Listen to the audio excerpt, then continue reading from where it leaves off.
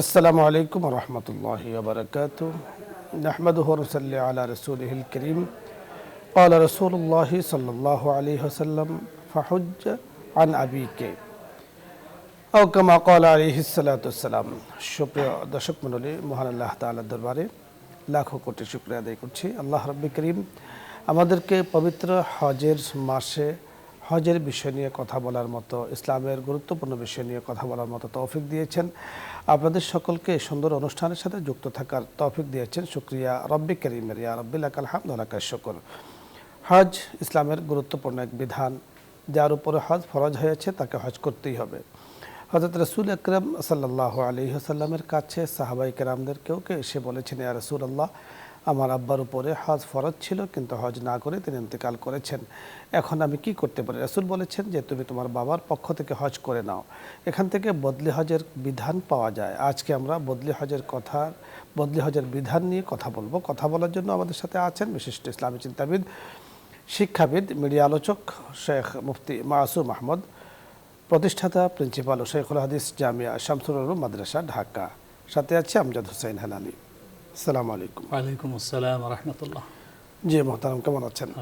আলহামদুলিল্লাহ। আজকে আপনার কাছে আমরা বদলি হজের বিধানগুলো জানবো, যে বদলি হজ কখন করতে হয়, কিভাবে করতে হয়, কাদের পক্ষ থেকে করতে হয়, কারা করবে, এই চারটি বিষয় খুব সংক্ষিপ্তভাবে জানবো। খুবই সুন্দর চমৎকার একটি বিষয় নির্ধারণ করেছেন। আহমেদুল্লাহ নসল্লি আলা রাসূলিহিল কারীম, আম্মা বাদ। বদলি হজের বিষয়ে আমাদের দেশে কয়েক রকম ভুল বোঝাবুঝি আছে, সেটার আগে সমাধান হওয়া উচিত। এরপরে যে বিষয়গুলি আপনি সামনে এনেছেন, এই বিষয়গুলিরও সমাধান ইনশাআল্লাহ চলে আসবে। প্রথমত, আমাদের দেশে এক শ্রেণীর লোকেরা এভাবে ভুল প্রচার করতে চান যে বদলি হজ এটা হয় না।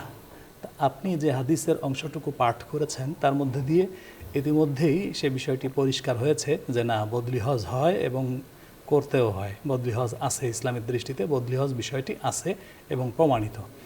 দ্বিতীয়ত, যে আসলে হজ তো প্রত্যেক ব্যক্তি উপরে ফরজ থাকে সামর্থ্য সাপেক্ষে। সেই সামর্থ্যটা আর্থিক সামর্থ্য, শারীরিক সামর্থ্য এবং পারিবারিক সামর্থ্য ইত্যাদির বিষয়ে নির্ভর করে। তো একজন মানুষের সব বিচারে তার হজ ফরজ হয়ে গেছে, কিন্তু কোনো কারণবশত সে সেই হজে যেতে পারেনি। যেমন অসুস্থ হয়ে গেল, তার আর্থিক সামর্থ্য ছিল, সব কিছুই ছিল, কিন্তু যেই সময়ে ছিল এবং সে শারীরিকভাবে যখন সে সক্ষম ছিল, সেই সময়ে সে যে কোনো কারণেই হোক সে হজটা করতে পারেনি। তাহলে এরকম ব্যক্তি তার মৃত্যুর আগে সে ওসিয়ত করে যাবে যে আমি তো হজটা আমার আদায় করতে পারিনি, আমার পক্ষে কেউ হজটা তোমরা করায় দিও। এবং ওই ব্যক্তির যদি অর্থ সম্পদের 1/3 মধ্য থেকে এটা সমন্বয় করা সম্ভব হয়, সম্পাদন করা সম্ভব হয়, তাহলে এটা করাইতে হয়। আর আরেকটা হলো, সে বলে যেতে পারেনি, কিন্তু ছেলেমেয়েরা মনে করলো বাবার উপর হজ ফরজ হয়েছিল বা মায়ের উপর হজ ফরজ হয়েছিল অথবা অন্য কেউ, কিন্তু উনি করে যেতে পারেননি, তা আমরা তার পক্ষ থেকে কেউ তার ফরজ হজ করে দেই। তাহলে সেক্ষেত্রে আশা করা যায় আল্লাহ চাহেদ ইনশাআল্লাহ তার পক্ষে আল্লাহ রাব্বুল আলামিন হজটি কবুল করবেন। দ্বিতীয়ত কথা যেটা আছে যে বদলি হজের কে করবে, কোথা থেকে করবে। প্রথমত, ওই ব্যক্তির যেখানে অবস্থান করত, যেমন বাংলাদেশ থেকে যদি কেউ এরকম ওসিয়ত করে থাকে এবং বাংলাদেশে তার মৃত্যু হয়ে গেছে, অর্থাৎ তার যেই অবস্থানের জায়গা আছে সেখান থেকে সে হজ করাবে। তো যদি এরকম বাংলাদেশে সে থেকে থাকে, তাহলে তার পক্ষে যে বদলি হজ যাকে দিয়ে করানো হবে সে এখান থেকে গিয়েই বদলি হজ করবে। অনেক সময় এই কথাটি এই জন্য বলতে হচ্ছে, অনেক সময় অনেকে ওই সৌদিতে প্রবাসী অবস্থাতে সেখানে থাকে এবং সে মনে করে যে ওইখান থেকে বদলি হজটা করে দিলেই হয়ে যাবে, মানে শর্টকাটে আর কি সারতে চায়। এটা আসলে ঠিক নয়। তৃতীয়ত, যে বদলি হজটা কে করবে। আমাদের দেশে একটা রেওয়াজ হয়ে গেছে যে ওই আত্মীয় স্বজন বা এমনকি এমন লোককেও বদলি হজের জন্য পাঠিয়ে দেওয়া হয় যে ব্যক্তি ঠিকঠাক মতো নামাজ কালামও পড়ে না, এমন লোককেও মাঝে মাঝে বদলি হজে যেতে দেখা যায়। দেখেন, এমনিতে বদলি হজ এটা একটা বলা চলে একটা সাপোর্টমূলক একটা জিনিস, মূল জিনিস এটা নয়। তা এই বদলি হজ এটা নিজেই একরকম দুর্বল। যার হজ করার ছিল সে করতে পারেনি, আরেকজনে করে দিচ্ছে। সেই আরেকজন যদি আমলে আখলাকে একটু সবল না হয়, তাহলে এরকম মানুষ দিয়ে বদলি হজ করানো উচিত না। অবশ্যই কয়েকটি বিষয় খেয়াল রাখা উচিত, যে যিনি বদলি হজটি করবেন ইতিপূর্বে তিনি নিজের হজ সম্পাদন করেছেন, নিজের ফরজ হজ সম্পাদন করেছেন, দ্বিতীয়ত তিনি হজের মাসলা মাসাইল সম্বন্ধে যথেষ্ট পরিমাণ ভালো জানেন, তৃতীয়ত তার ব্যক্তিগত জীবনের আমল আখলাক খুবই ভালো হয়। এখন কথা হলো, যদি এরকম কোয়ালিটির লোক ছাড়া অন্য কেউ গিয়ে করে আসে, যেমন নিজের হজ করেনি অথবা যে বদলি হজ করার জন্য গেছে সে এত বেশি আমলদার লোক না, ভালো লোক না, তাহলে কি বদলি হজ হবে না? না, বদলি হজ হবে না বিষয়টা এরকম না, কিন্তু সেটা খুবই দুর্বল এবং খুবই ক্ষীণ। ইমাম আবু হানিফা রাহমাতুল্লাহ আলাইহি বলেছেন যে এভাবে হজ করানো হজ মানে মাকরুহ তানজিহি বলেছেন, যদি ইমাম শাফি রাহমাতুল্লাহ আলাইহি বলেছেন যে মাকরুহ তাহরিমি পর্যায়ে পৌঁছে যায়। আমি ওইটাই বলতেছিলাম যে হবে না বিষয়টা এরকম না, কিন্তু এত দুর্বল হবে এমনিতেই বদলি হজ, তারপরে আমি করাইলাম আরো এরকম দুর্বল প্রকৃতির লোক দিয়ে। তৃতীয়ত যে এই বদলি হজে কতটুকু খরচ বহন করা হবে। মৃত ব্যক্তির সম্পদ থেকে যদি এটা সম্পাদন করা হয় তাহলে তার 1/3 মধ্য থেকে করাইতে হবে, এবং প্রত্যেকটা মানুষের উপরে হজ ফরজ হয় হজ্জে ইফরাদ। আর সেই ব্যক্তিটা তার ব্যক্তিগত সুবিধার জন্য সে অতিরিক্ত পয়সা খরচ করে হজ্জে তামাত্তু বা হজ্জে কিরান সে করে থাকে। সেক্ষেত্রে কোনোটায় তার কষ্টও বেশি করতে হয়, কোনোটায় কষ্ট বেশি করতে না হলেও অর্থ বেশি খরচ করতে হয়। কিন্তু বদলি হজের প্রশ্নে যদি কেউ ওসিয়ত করা যায় তাহলে তার সেই ওসিয়ত বাস্তবায়ন হবে হজ্জে ইফরাদের মাধ্যমে। এখন যদি স্বতঃস্ফূর্ত যদি সন্তানাদি যারা আছে বা যারা করাচ্ছে, হজ্জে ইফরাদের একটু আমাদেরকে ব্যাখ্যার সাথে বলবেন। জি, এটা হজ্জে ইফরাদ এখান থেকে সফর করে গিয়ে শুধুমাত্র হজ করা। হজ্জে তামাত্তু এখান থেকে সফর করে গিয়ে উমরা করা, উমরা করে স্বাভাবিক অবস্থাতে ফিরে আসা, স্বাভাবিক জীবনযাপন করতে থাকা, এরপরে আবার হজের সময় গিয়ে নতুন করে এহরাম বেঁধে আবার হজ করা। হজ্জে কিরান যেটা এখান থেকে যে এহরাম নিয়ে যাবে সেই এহরামে গিয়ে আগে উমরা করবে, তারপরে ওই এহরাম অবস্থাতেই থাকবে এবং শেষে ওই এহরাম দিয়েই হজ সম্পাদন করবে। তো হজ্জে ইফরাদ হলো যে এখান থেকে যে এহরাম সে নিয়ে গিয়েছে সেই এহরামে ওখানে গিয়ে একেবারে পূর্ণ হজ শেষ করা পর্যন্ত ওই একই এহরামে থাকতে হবে। জি জি, আপনি চমৎকার বলছিলেন। দর্শক মণ্ডলী, আজকে আমরা বদলি হজের বিষয় নিয়ে কথা বলছিলাম। আমাদের সমাজের অনেক রেওয়াজ আছে যেটা আমরা জানি যে হজ না করে মারা গেলে সম্ভবত হজ করানো হয় না বা তার হজ করা লাগবে না। রাসূল আকরাম সাল্লাল্লাহু আলাইহি ওয়াসাল্লামের কাছে এই ব্যাপারে অনেকগুলো প্রশ্ন এসেছে। রাসূল বলেছেন, যিনি প্রশ্ন করেছেন তাকে বলেছেন, যদি তোমার বাবার অথবা তোমার আম্মার যদি কোনো ঋণ থেকে থাকে আর সেই ঋণ তুমি পরিশোধ করে থাকো তাহলে সেটা কি আদায় হবে না? তিনি বলেছেন, ক্বালা নাম, যে ইয়া রাসূলুল্লাহ আদায় হয়ে যাবে। রাসূল সাল্লাল্লাহু আলাইহি ওয়াসাল্লাম বলেছেন, তাহলে যদি ঋণ আদায় হয় এটাও তোমার হক্কুল্লাহ, হজ অনেক বড় বিধান, এটাও তোমার বাবা মা বা যিনি ইন্তেকাল করেছেন যার উপরে হজ ফরজ হয়েছে তার উপরে অনেক বড় একটি ঋণ। ফাকজুল হজ্জা, সুতরাং হজকে আদায় করো, ফাকজুল্লাহ, আল্লাহ পাকের হককে আদায় করো। এখান থেকে যে বিষয়গুলো আমরা বুঝতে পেরেছি হাদিসের আলোকে যে বদলি হজের বিধান রয়েছে। এখন বিষয় হলো যে বদলি হজ আমাদের শায়েখে বলেছেন যে কেমন লোক দ্বারা করানো উচিত, অর্থাৎ জাননেওয়ালা, বুঝনেওয়ালা, যিনি জানেন বুঝেন, তাকওয়া তাহারাতের সাথে আছেন, পরহেজগারিতার সাথে আছেন, এই ধরনের লোক দ্বারা বদলি হজ করানো উচিত। কারণ যেহেতু আল্লাহ পাকের ঋণ হক্কুল্লাহ, এ ব্যাপারে হালকাভাবে দেখার কোনো সুযোগ নেই অথবা বিষয়টিকে উদাসীনতার সাথে দেখারও কোনো সুযোগ নেই। আল্লাহ রাব্বুল কারীম আমাদেরকে কথাগুলো বোঝার তৌফিক দান করেন। এজন্য হজ ফরজ হওয়ার সাথে সাথেই ইমাম মালিক রহমতুল্লাহ আলাইহি বলেছেন যে আলাল ফৌর, তাৎক্ষণিক হজ করে নেওয়া এটা অতি উত্তম। কারণ জীবনের কোনো ভরসা নেই, যে কোনো সময় মাওলাই করিমের ডাক আসতে পারে, চলে যেতে হবে। এজন্য হজ করে নেওয়া ভালো। যদিও জমহুর উলামায়ে কেরাম এই ব্যাপারে সুযোগ দিয়েছেন যে জীবনে যে কোনো সময় হজ করে নিয়ে তার হজটা আদায় হয়ে যাবে। আল্লাহ রাব্বুল কারীম আমাদেরকে কথাগুলো বোঝার তৌফিক দান করেন। প্রথমে যিনি আছেন, আসসালামু আলাইকুম ওয়া রাহমাতুল্লাহ। দর্শক নাম বলে পরিচয় দিয়ে প্রশ্ন করুন। আসসালামু আলাইকুম ওয়া রাহমাতুল্লাহ। ওয়া আলাইকুম আসসালাম ওয়া রাহমাতুল্লাহ। টিভির ভলিউম কমিয়ে প্রশ্ন করি। হুজুর, আমার প্রশ্নটা হচ্ছে ঈমান কিভাবে বৃদ্ধি পাবে? সুন্দর একটি প্রশ্ন করেছেন। আমরা এই বিষয় নিয়ে ইতিমধ্যে কথাও বলেছি। জি যে ঈমান বৃদ্ধি পায়, ওয়াইদা তুলিয়াত আলাইহিম আয়াতুহু যাদাতহুম ঈমানা। আল্লাহ রাব্বুল আলামিন কোরআনুল কারীমে অসংখ্য জায়গায় বলেছেন ঈমান কিভাবে বৃদ্ধি পায়। ঈমান বৃদ্ধি পায় ঈমানের চাহিদা সম্পন্ন কাজগুলি করলে। ঈমানের চাহিদা হলো ঠিকমতো নামাজ পড়া, মানুষের সাথে সদাচার করা, রোজা, রমজান মাস আসলে রোজা রাখা, হজ ফরজ হলে হজ করা, জাকাত ফরজ হলে জাকাত আদায় করা, এমনিভাবে সামাজিক যে সমস্ত দিনী এবং খেদমত আছে সেগুলির মধ্যে নিজেকে সম্পৃক্ত রাখা। আর ঈমান বৃদ্ধি পায় আল্লাহ রাব্বুল আলামিনের যে অসংখ্য অগণিত কুদরত আছে এবং অসংখ্য অগণিত যে সুন্দর সৃষ্টি আছে সেইগুলি দেখে গবেষণা করে আল্লাহকে খুঁজে বের করার চেষ্টা করা, আল্লাহর পরিচয় লাভের চেষ্টা করা, এইগুলির মাধ্যমে ঈমান বৃদ্ধি পায়। এক কথায় তাওহীদে কালিমায়ে তাওহীদ, আমরা যা জানি লা ইলাহা ইল্লাল্লাহু মুহাম্মাদুর রাসূলুল্লাহ সাল্লাল্লাহু আলাইহি ওয়াসাল্লাম, আমাদের মুফতি সাহেব যে বিষয়গুলো বলেছেন এগুলোর সাথে আপনি বেশি করে কালিমায়ে তাওহীদ পাঠ করবেন। অর্থাৎ জিক্রুল্লাহ দ্বারা অন্তরের প্রশান্তি আসে, জিক্রুল্লাহ দ্বারা আল্লাহ তাআলা ঈমানকে বাড়িয়ে দেন। তা আপনি 5 ওয়াক্ত নামাজের পরে এবং যখন আপনার ফ্রি টাইম থাকে তখন আপনি কালিমায়ে তাওহীদের জিকির করবেন, এর দ্বারা ঈমান ইনশাআল্লাহ বাড়তে থাকবে। পরের দর্শক, আসসালামু আলাইকুম ওয়া রাহমাতুল্লাহ। আসসালামু আলাইকুম। ওয়ালাইকুম আসসালাম। হ্যালো হুজুর, ওয়ালাইকুম আসসালাম ওয়া রাহমাতুল্লাহি ওয়া বারাকাতুহু। হুজুর, আমার 4টি প্রশ্ন আছে। বলুন।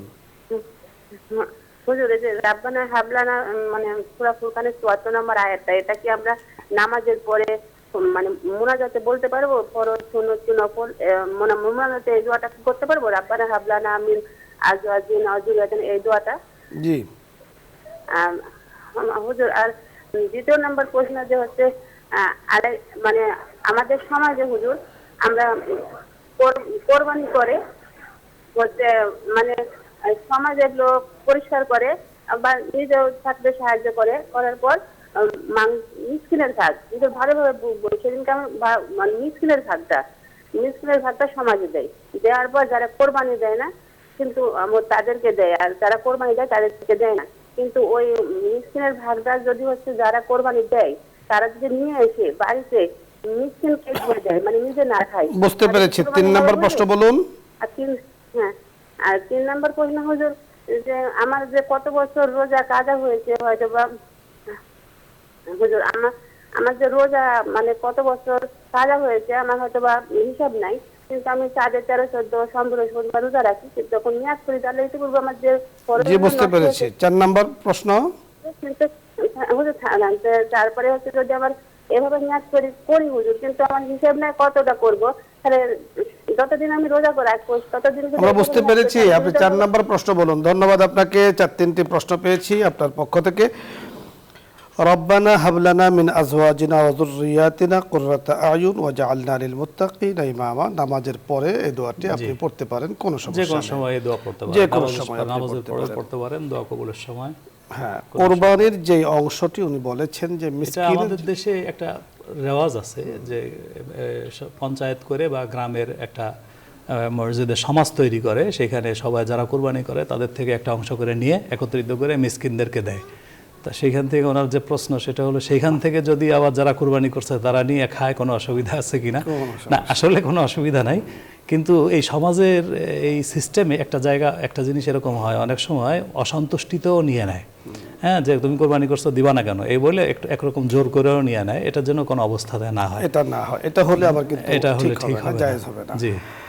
কত বছর রোজা নামাজ আপনি কাজা করেছেন সেটা আপনি ভালো বলতে পারবেন, বাট ওনাকে একটু পদ্ধতি বলে দিবেন কিনা? এক্ষেত্রে সর্বোচ্চ চিন্তা গবেষণা করে উনি বের করবেন যে কতগুলি রোজা ওনাকে ছাড়তে হয়েছে বা ভাঙতে হয়েছে বা ভেঙে গেছে বা ছুটে গেছে।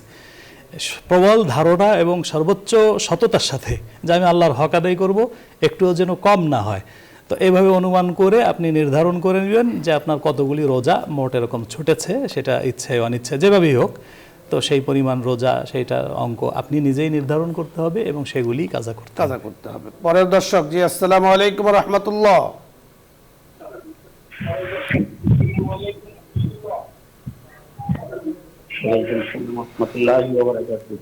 প্রশ্ন করুন। ওয়ালাইকুম আসসালাম। হুজুর, আমার একটা প্রশ্ন, সেটা হলো ফজরের নামাজের সময় যে আমরা করি, আপনার অনেকে দেখা গেছে আপনার নামাজ আরম্ভ হচ্ছে, ফরজ নামাজ আরম্ভ হচ্ছে, অনেকে আবার সুন্নত করে তাড়াতাড়ি করে, এটা কতটুকু সত্য? আর বাসায় কি সুন্নত নামাজটা কি পড়া যাবে? কইটা গিয়া ফরজ ধরা যাবে? ওইটাই ঠিক আছে, বাসায়ও পড়া যাবে, ওইটাই সঠিক। আপনি শুনতে থাকুন, আমরা আপনাকে বুঝিয়ে বলার চেষ্টা করছি। বাসায় সুন্নত পড়তে পারেন এবং বরং ভালো পড়ে যেতে পারলে খুবই ভালো।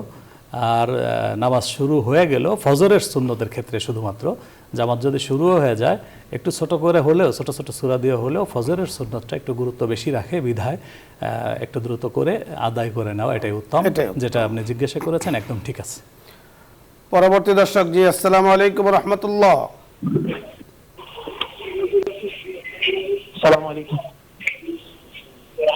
আপনি প্রশ্ন করুন। জি, আমি প্রশ্ন করতে চাচ্ছিলাম বলুন। হ্যালো, আপনি কথা বলুন, আমরা শুনতে পাচ্ছি। জি, আমি প্রশ্ন করছিলাম, ধরেন আপনার সম্পত্তি আরেকজন ভোগ করে খাচ্ছে, এখন আমি এইটা সেই তার কাছ থেকে আপনার দখল মুক্ত করে দিব, এখন সেই বিনিময়ে আপনার অনেক কিছু হাদিয়া দিবেন, তো এইটা কি খাওয়া জায়েজ হবে না না জায়েজ? বুঝতে পেরেছেন? জি, বুঝতে পেরেছি। আপনি আরেকজনের সম্পত্তি দখল করে তার দখল বুঝিয়ে দেবেন, সেক্ষেত্রে প্রথমত এই বিষয়টি দেখতে হবে যে আসলেই তার সম্পত্তি কিনা, কোনোভাবে এখানে কারোর প্রতি কোনো জুলুম হয় কিনা। দ্বিতীয়ত আপনি কিভাবে উদ্ধার করে দিবেন? আপনি কি প্রশাসন? যদি প্রশাসন না হন তাহলে আপনি গ্রামের বা এলাকার মহল্লার সম্মানিত ব্যক্তি, যে আপনি বললে সে চলে যাবে, অথবা আপনি একটু চেষ্টা করলে সে বুঝায় বললে বা যে কোনোভাবে এটা করলে চলে যাবে। আর এর জন্য যদি আপনাকে কোনো পারিশ্রমিক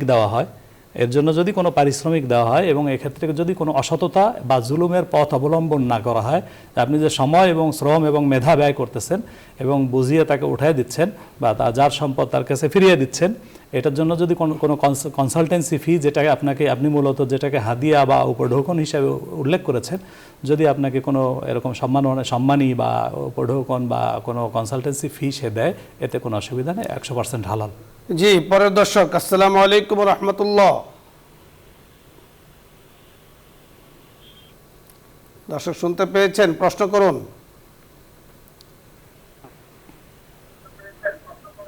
আসসালামু আলাইকুম। ওয়ালাইকুম সালাম ওয়া রাহমাতুল্লাহি ওয়া বারাকাতুহু। হুজুর, আমি সুনামগঞ্জ থেকে ইনুস বলছিলাম। জি, বলুন। হুজুর, আমার তিনটা প্রশ্ন। প্রথম প্রশ্নটা হলো, বদলি হজ, আমাদের হুজুর বললেন যে বদলি হজ যদি কেউ করতে চায় সে নিশ্চয় আগে হজ করতে হবে, কথাটা কি ঠিক কিনা? 2 নম্বর প্রশ্ন হলো যে রাসূল সাল্লাল্লাহু আলাইহি ওয়াসাল্লামের পূর্ববর্তী নবীদের কারো শরীয়ত আমরা পালন করি না, কিন্তু হযরত ইব্রাহিম আলাইহিস সালামের শরীয়ত আমরা পালন করি কেন? আর 3 নম্বর প্রশ্ন হলো, হুজুর রাসূল সাল্লাল্লাহু আলাইহি ওয়াসাল্লাম বলেন যে যার সামর্থ্য টাকা সত্যি কুরবানি করে না, সে যেন আমাদের ঈদগাহ মাঠের ধারে কাছেও না আসে। এটা কি সহিহ হাদিস? জি, সহিহ হাদিস। ধন্যবাদ। 3 নম্বর প্রশ্ন উত্তর আপনি পেয়েছেন। 2 নম্বর প্রশ্নের উত্তর যে বদলি হজের বিষয়টি, ওটা আমরা বলে আসছি, যিনি নিজের হজটি সম্পাদন করেছেন আগেই, এরকম মানুষকে দিয়ে বদলি হজ করানো উত্তম। কিন্তু যিনি করেননি তাকে দিয়ে করালে হবে না, বিষয়টা এরকম না, তবে যিনি করেছেন তাকে দিয়ে করানো উত্তম। শরীয়তে ইব্রাহিমী আমরা পালন করি, অন্য নবীদেরটা করি না কেন? না, আমাদের শরীয়তে যে হুকুমগুলি আছে, আমরা যে অন্য নবীদেরটা পালন করি না বিষয়টা এরকম না। এরকম কিছু হুকুম আছে কমন, যেগুলি অন্যান্য শরীয়তেও ছিল, কিন্তু পরবর্তীতে যেই নবীর সময়ে সেই নবীর শরীয়ত হিসেবে গণ্য হয় বলে ওই আমলগুলি এখন আর ওই নবীদের দিকে সম্পৃক্ত করা হয় না। কিন্তু যেমন নামাজ আমরা পড়ি, পূর্ববর্তী নবীদেরও নামাজ ছিল এবং সেই নামাজের ধরন এবং পরিমাণ একটু ব্যতিক্রম ছিল, কিন্তু নামাজ ছিল এরকমই। আর হযরত ইব্রাহিম আলাইহিস সালাতুসসালামকে আল্লাহ পাক একটা বিশেষ অবস্থান দিয়েছেন, বিশেষ মর্যাদা দিয়েছেন, এমনকি মুসলিম মিল্লাতের পিতা হিসেবে আল্লাহ পাক ঘোষণা করেছেন। এজন্য হযরত ইব্রাহিম আলাইহিস সালাতুসসালামের যে বিশেষ একটি আমল ছিল, সেই আমলটি আমাদের এখানে থাকাতে আমরা মনে করি যে আমরা তার শরীয়ত পালন করতেছি না, ওনার শরীয়ত হিসেবে পালন করতেছি তা না, আমরা পালন করতেছি আমাদের শরীয়ত হিসেবে। আমাদের শরীয়তে অন্যান্য নবীদেরও মুসাদ্দিকাল লিমা বা রাসূল সাল্লাল্লাহু আলাইহি ওয়াসাল্লাম পবিত্র কোরআনে হাকিমের মধ্যে সম্পর্কে বিস্তর আলোচনা এসেছে। অর্থাৎ আগের শরীয়তের যেটা শরীয়তে মুহাম্মদী, আমাদের শরীয়তের সাথে মিল আছে সেটাকে রাখা হয়েছে, যেটা মিল নেই সেটাকে কিন্তু সেটা আল্লাহ তাআলাই মনসুখ করে দিয়েছেন, এটাকে রহিত করে দিয়েছেন। ধন্যবাদ মুহতারাম আপনাকে। দর্শক মণ্ডলী, আপনাদের সকলকে ধন্যবাদ জানাচ্ছি, শুকরিয়া জ্ঞাপন করছি রব্বুল আলামিনের, যে রব্বুল কারীম আমাদেরকে দ্বীনি কথা বলার তৌফিক দিয়েছেন। আপনাদের সকলকে কথাগুলো বোঝার, আমাদেরকে বোঝার তৌফিক দান করুন। আজকে আর নয়, ইনশাআল্লাহ আগামী দিন দেখা হবে, এই আশাবাদ ব্যক্ত করছি আল্লাহ তাআলার কাছে। আল্লাহ তাআলা সেই তৌফিক দান করুন। এখনই দোয়া হবে, দরুদ ইস্তিগফার পাঠ করি।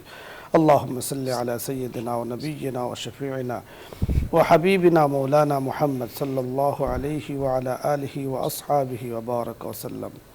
আস্তাগফিরুল্লাহ রাব্বি মিন কুল্লি যামবিন ওয়া আতুবু ইলাইহি লা হাওলা ওয়া লা কুওয়াতা ইল্লা বিল্লাহিল আলিয়্যিল আযীম। জি মুহতারাম, দোয়া করে দিন। اللهم أنت السلام ومنك السلام تباركت يا ذا الجلال والإكرام يا أرحم الراحمين يا أرحم الراحمين يا أرحم الراحمين يا أكرم الأكرمين يا ذا القوة المتين لا إله إلا الله الحليم الكريم رب كريم مولاي كريم مهرباني করে আপনি আমাদের জীবনের সমস্ত গুনাহ খাতা maaf করে দেন।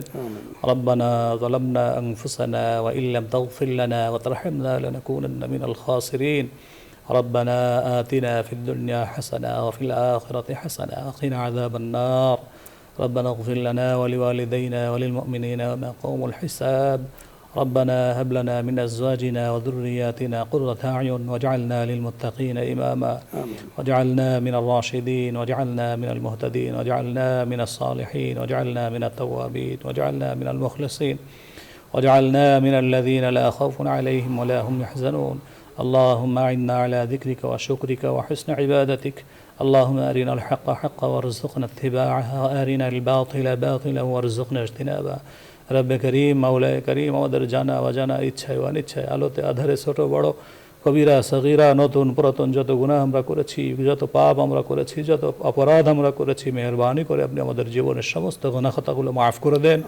আমাদের মা বাবা দাদা দাদি নানা নানি ময় মুরব্বী আত্মীয় স্বজন পাড়া প্রতিবেশী বন্ধু বান্ধব দোস্ত আহবাব থেকে শুরু করে আরও যাদের আমাদের উপরে হক রয়েছে ইতিমধ্যে তাদের মধ্য থেকে যারা চিরবিদায় নিয়ে দুনিয়া থেকে চলে গেছেন তাদের সবাইকে আপনি মাফ করে দেন। মাওলানা করিম আমরা যারা জীবিত আছি আমাদেরকে সিহত আফিয়াতের সাথে সিরাত মুস্তাকিম নসিব করে দেন, সিরাত মুস্তাকিম নসিব করে দেন। মাওলানা করিম আমাদের तमाम হাজাতগুলি আপনি গায়েব থেকে পরিপূর্ণ করে দেন, तमाम অসঙ্গতিগুলি আপনি দূর করে দেন। আমাদের ভিতরে যারা অসুস্থ আছে শিফায়ে কামিলা আজিলা দাইমা তাম্মা মুস্তামিররা নসিব করে দেন। মাওলানা করিম আমাদের যার যে চাওয়া আছে আর যেগুলি আমাদের জন্য কল্যাণকর আপনি বাস্তবায়ন করে দেন। মাওলানা করিম আপনার হাবিব আপনার কাছে যা কিছু চাইতেন আমরা সেইগুলি চাই, মেহেরবানি করে কবুল ও মঞ্জুর করে নেন। আপনার হাবিব যা কিছু থেকে পানাহ চাইতেন আমরাও পানাহ চাই, আপনি আমাদেরকে হেফাজত করে নেন। মাওলানা করিম অসংখ্য অগণিত মানুষ এই সময় বিভ্রান্তির মধ্যে পড়ে আছে, মাওলানা করিম আপনি সবাইকে আপনি হেদায়েত নসিব করে দেন। তামাম বিশ্বব্যাপী যত জায়গাতে দিনই যত কর্মকাণ্ড পরিচালিত হচ্ছে মেহেরবানি করে কবুল মঞ্জুর করে নেন। খাস করে ইসলাম আমরা এই অনুষ্ঠান এই প্রোগ্রামের মাধ্যমে আমাদের সাথে যত মানুষ সংশ্লিষ্ট আছে, যারা এর ব্যবস্থাপনায় আছেন, যারা এর প্রযোজনায় আছেন, আমরা যারা আলোচনাতে আছি, আমাদের যারা দর্শকবৃন্দ এবং শ্রোতাবৃন্দ আছেন সবাইকে আপনি কবুল মঞ্জুর করে নেন। মাওলানা করিম যতটুকু দিনই কথা বলতে পারি শুনতে পারি মেহেরবানি করে আমলের তৌফিক আমাদেরকে নসিব করে দেন। ওয়াসাল্লাল্লাহু আলান নবিয়িল করিম ওয়া আলিহি ওয়া সাহবিহি আজমাইন আমিন আমিন আমিন রাহমাতিকা ইয়া আরহামার রাহিমিন।